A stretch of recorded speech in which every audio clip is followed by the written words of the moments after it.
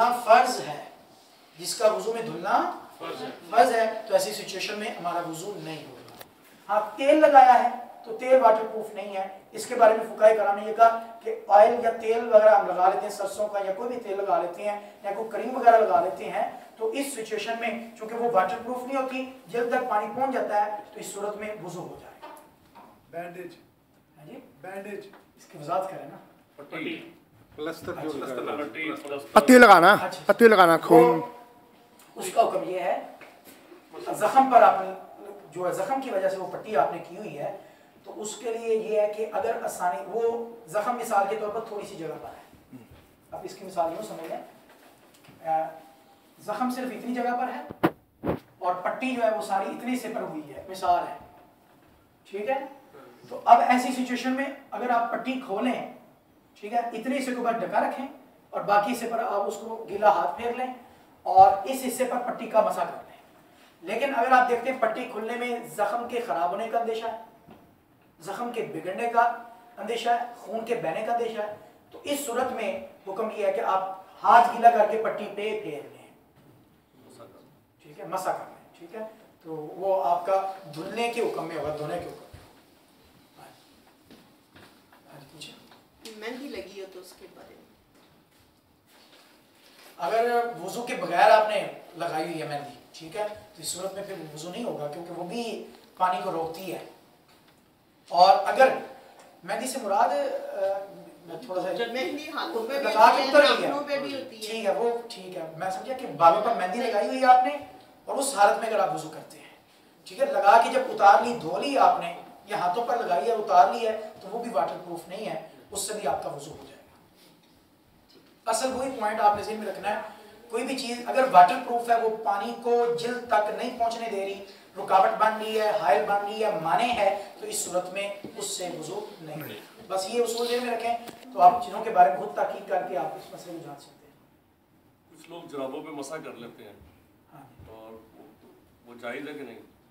نہیں، جرابوں پر مسح کرنا جائز نہیں ہے، وہ شریعت میں ہم اس کو پڑھیں گے انشاءاللہ، پورا ٹاپک ہے مسح علی الخفین، ٹھیک ہے، موزوں پر مسح کرنا، وہ چمڑے کے ہوتے ہیں یا ایسی چیز پر مسح کرنا جس موزے ایسے ہوں جس سے پانی رستا نہ ہوتا ہے، جذب نہ ہوتا اس میں، ٹھیک ہے، تو اس پہ اگر آپ مسح کرتے ہیں تو مسح علی الخفین ایک الگ ٹاپک ہے، اس پر جائز ہے، ٹھیک ہے، اس کی بھی کچھ شرائط ہے، اس مسح کی اس کی مدت ہوتی ہے 24 گھنٹوں کے لیے وہ کر سکتے ہیں آپ جو مقیم ہے، مسافر نہیں ہے۔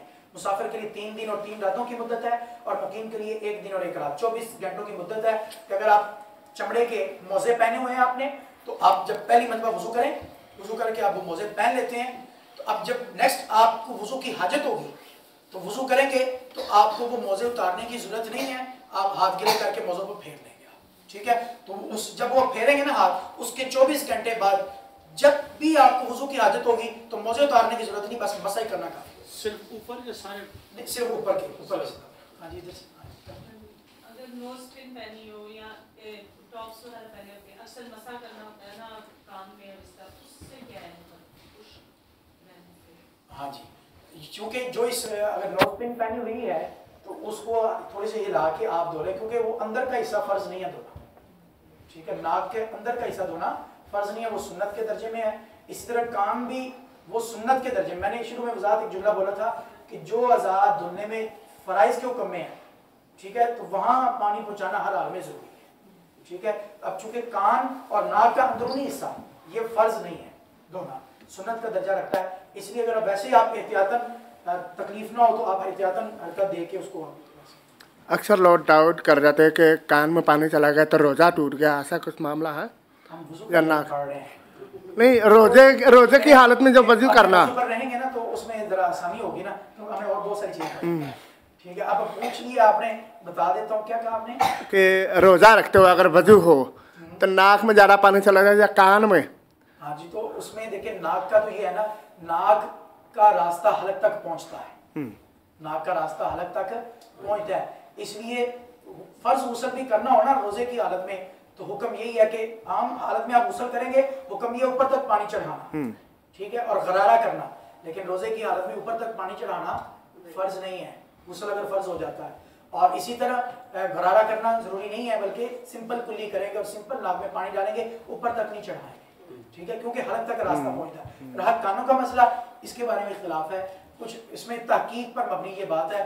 اگر تو کانوں کا راستہ, آپ کی تحقیق یہ ہے, اگر کان سے راستہ حلق تک پہنچتا ہے تو پھر کان میں اگر پانی داخل ہوتا ہے تو پھر روزہ ٹوٹ جائے گا. ٹھیک ہے, اس لیے دو فتوے ہیں جن حضرات نے, جن احباب نے یہ تحقیق کی ڈاکٹروں سے کہ انہوں نے کہا کہ کان سے راستہ نہیں پہنچتا حلق تک, ٹھیک ہے, انہوں نے کہا روزہ نہیں ٹوٹتا پانی داخل ہونے سے. جنہوں نے کہا پہنچتا ہے حلق تک, اثر پہنچتا ہے, اس میں انہوں نے دیکھا کہ کوئی چیز ہم ڈالتے ہیں تو اس کی کڑواہٹ یا اس کا کوئی اثر ہم گلے میں حلق میں محسوس کرتے ہیں, تو انہوں نے اپنی تحقیق کی پیشکش کی روزہ ٹوٹ جاتا ہے. لیکن ہمارے لیے حکم کیا ہے؟ احتیاط. ٹھیک ہے, آگے چلیں میرا خیال ہے. ہاں جی, شاور کرنے سے وضو ہو جاتا ہے؟ کیا شاور کرنے نہانے سے وضو نہیں کیا, شاور کر لیا. وضو, غسل کرنے, یاد رکھیں غسل میں وضو شامل ہے. اگر آپ غسل کر لیتے ہیں, نہا لیتے ہیں, نیت کریں پہلا, میں وضو میرا ہو جائے گا. نیت بھی ضروری نہیں ہے وضو کے لیے, نیت سنت ہے, فرض نہیں ہے. بس نہا لے تو بس ٹھیک ہے. غسل آپ نے اگر ویسے تازگی حاصل کرنے کے لیے کیا ہے, ٹھنڈک حاصل کرنے کے لیے کیا ہے, فریشمنٹ آرام حاصل کرنے کے لیے کیا ہے, تو بھی اس صورت میں آپ کا وضو ہو گیا, اس میں آپ کو الگ وضو کرنے کی ضرورت نہیں. ہاں اگر کوئی کر لیتا تو کوئی حرج نہیں ہے بعد میں. ٹھیک ہے, اطمینان قلب کے لیے اس میں حضور کے حدیث پاک بھی ہے, جامع ترمذی شریف کے حدیث پاک ہے. حضور جب وضو غسل فرماتے تھے تو اس کے بعد وضو نہیں کرتے, تو اسی طرح چلے تشریف لے جاتے تھے نماز پڑھانے کے لیے. یہ لوگ اکثر مکہ مکرمہ میں جب طواف کے دوران وضو کر لیتے ہیں تو زمزم سے وضو کرنا جائز ہے, وہ وہیں جی بالکل کر سکتے ہیں. زمزم سے آپ قضائے حاجت نہیں کر سکتے, وہ ہاں ادھر پانی اور طرح کا ہوتا ہے. صحیح بات ہے, آپ اس سے جو ہے وضو کر سکتے ہیں. کئی علماء کے نزدیک پاؤں دھونے جائز نہیں ہے, زمزم ایک مقدس پاؤں پانی بھی جسم کا ایک حصہ ہے, ٹھیک ہے, اور وہ ناپاک حصہ نہیں ہے. آپ کا پورا جسم, یاد رکھیں, ہاں ٹھیک ہے چہرے کی عظمت زیادہ ہے, اس کی وجاہت زیادہ ہے, اس کی عزت زیادہ ہے دیگر اعضاء سے, لیکن آپ پورا انسان رسپیکٹیبل ہے, ٹھیک ہے, قابل عزت ہے, سر کے بالوں سے لے کر پاؤں کے ناخن تک. ٹھیک ہے جی, چلیں آپ وضو کا, اس کے بارے میں مکروہات کی بات ہو رہی تھی, ضرورت سے زیادہ پانی استعمال کرنا, ضرورت سے کم پانی استعمال کرنا. ٹھیک ہے, اور اس کے بعد وضو کے درمیان دنیاوی گفتگو کرنا, یہ بھی مکروہ ہے. اور اونچی جگہ بیٹھ کے قبلہ رو کے وضو کرنا, یہ بھی وضو کے مستحبات میں سے ایک مستحب ہے. مستحب ہے, یہ فرض یا واجب نہیں. اگر ایسا موقع مل گیا ہے آپ اونچی جگہ کے بیٹھ کے قبلہ رو کے وضو کریں تو اس کو بھی اپنا لیں, یہ زیادہ اچھا. اور وضو کرنے کے بعد یہ دعا پڑھنا آسمان کی طرف منہ کرتے ہوئے, اشہد ان لا الہ الا اللہ وحدہ لا شریک لہ واشہد ان محمدا عبدہ ورسولہ. اور ساتھ یہ الفاظ بھی اچھا لیں, اللہم اجعلنی من التوابین واجعلنی من المتطہرین. تو حدیث پاک میں سیدنا عمر بن خطاب المعروف فاروق اعظم رضی اللہ تعالیٰ وہ بیان کرتے ہیں, جو بندہ وضو کے بعد یہ پڑھتا ہے تو اس کے لیے آسمان کے, جنت کے 8 دروازے کھول دیے جاتے ہیں. جنت کے 8. جی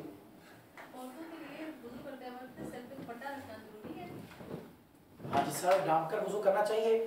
اور مسح میں بھی یہی حکم ہے, اگر دوپٹہ باریک ہے تو آپ دوپٹے کے اوپر سے بھی جو ہے وہ مسح کر سکتے ہیں, جس سے پانی اندر رس جاتا ہے. اگر دوپٹہ باریک نہیں ہے تو پھر صرف مسح کے وقت آپ اپنا جو ہے وہ دوپٹہ اتاریں اور مسح کریں, اس کے بعد پھر دوپٹہ کریں. یہ آداب میں ہے, وضو کے آداب میں سے ایک آداب. لیکن اگر کوئی دوپٹہ اتار کے بھی وضو کرتا ہے تو وضو ہو جائے گا. آداب میں یہ ہے کہ سر ڈھانپ کر وضو کرنا چاہیے. وضو کا بیان ہم نے کمپلیٹ کیا, اور کسی کے ذہن میں وضو کے, اب ہم انشاءاللہ اگلے سبق میں کن چیزوں سے وضو ٹوٹ جاتا ہے اور کن چیزوں سے وضو مکروہ ہوتا ہے, یہ تھوڑا سا اس کا مختصر سا بیان ہے, اس کو ہم آئندہ کلاس میں رکھتے ہیں. آج ہم نماز کا سبق مزید کرتے ہیں.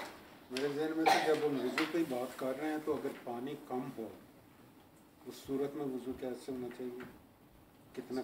وہ میں نے بتایا نا, صرف فرائض پر اکتفا کرنے, آپ چہرہ صرف دھو لیں, بازو دھو لیں, سر کے چوتھے سے کا مسح کر لیں, ٹھیک ہے, اور صرف پاؤں.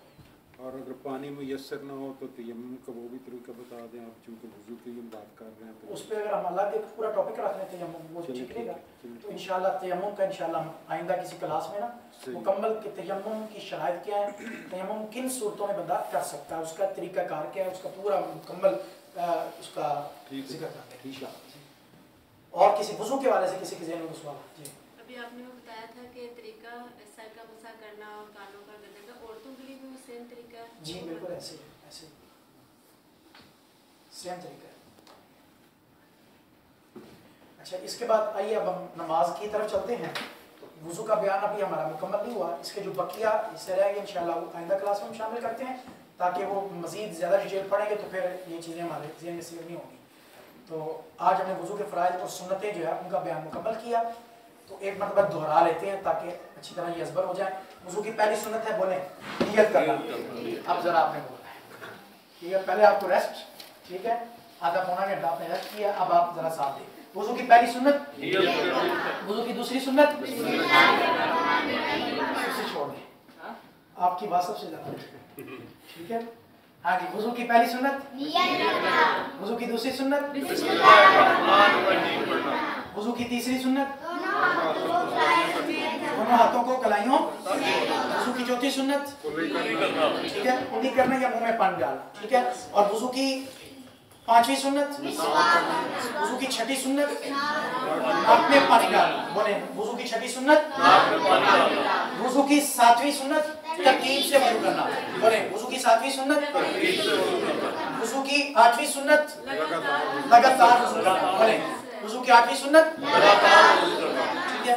आप लगातार भी कह सकते हैं, तसलसल के साथ भी कह सकते हैं, जो भी कह सकते हैं, बगैर रुके, बगैर वक्फे के वुज़ू करना, ठीक है। वुज़ू की नौवीं सुन्नत, हर वुज़ू को 3 दफा धोना, हर वुज़ू को 3 मरतबा धोना। और वुज़ू की 10वीं सुन्नत, पूरे सर का मसा करना। 11वीं सुन्नत, कानों का मसा करना, ठीक है। 12वीं सुन्नत, हाथों की उंगलियों का खलाल करना। और 13वीं सुन्नत, पाँव के उंगलियों का खलाल करना। और 14वीं सुन्नत, दाढ़ी का खलाल करना। इसी तरह अज़ा को धोते वक्त अज़ा को मलना, ये भी वुज़ू की सुन्नतों में से एक सुन्नत है।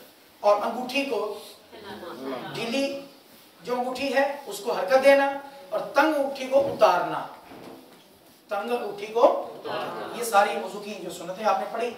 इसके बाद नमाज का हमने सबक शुरू किया हुआ था, उसमें हमने तकबीर तहरीमा, नियत का पूरा तरीकाकार हमने सीख चुके हैं, तकबीर तहरीमा का तरीका सीख चुके हैं, हाथ बांधने का तरीकाकार सीख चुके हैं, और ये जान चुके हैं कि क़ियाम फ़र्ज़ है, खड़ा होना नमाज के लिए फ़र्ज़ है। उसके बाद अगला, अब मैं टाइम नहीं है इसलिए मैं उनको दोबारा रिपीट नहीं कर रहा, फिर कभी रिपीट कर दूंगा मैं दोबारा। अब हम अपने नए सबक की तरफ चलते हैं, क़िराअत। दूसरा फ़र्ज़ क़ियाम, बोले दूसरा फ़र्ज़ क़ियाम, और तीसरा फ़र्ज़ है क़िराअत। बाद रात किरत लफ्ज़ बोल देते हैं, लफ्ज़ किरत नहीं क़िराअत बोलते हैं, ठीक है। क़िराअत का मतलब है कुरान मजीद पढ़ना,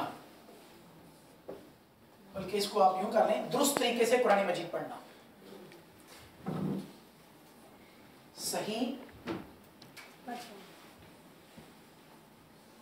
सही और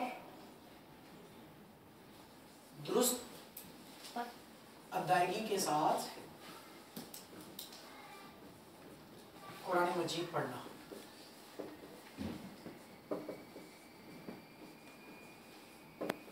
ठीक है जी, ये तो किरात। अब ये फर्ज है, ये नमाज में क्या है, फर्ज है। अगर हम सही तरह अदायगी नहीं करते तो फर्ज अदा नहीं होगा, फर्ज अदा ना हुआ तो नमाज नहीं होगी। इसलिए हम ये चीजें क्यों सीख रहे हैं, रुफ़े मद्दा, किन रूफ को लंबा करना है, किन को नहीं लंबा करना, किसको मोटी आवाज के साथ पढ़ना है, किसको बड़ी आवाज से पढ़ना है, ताकि हम नमाज का ये जो अहम तरीन फर्ज है किरात, इसको सही तरह अदा कर सकें। और किरात से मुराद है सही और दुरुस्त अदायगी के साथ कुरान मजीद पढ़ना। ठीक हो गया जी। अब इसके बाद हम जो नमाज पढ़ते हैं उसमें कुछ रकअतें फराइज होती हैं,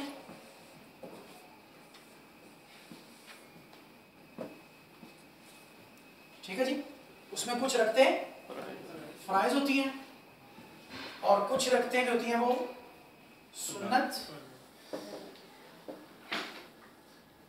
सुन्नत या नवाफिल। ठीक हो गया जी।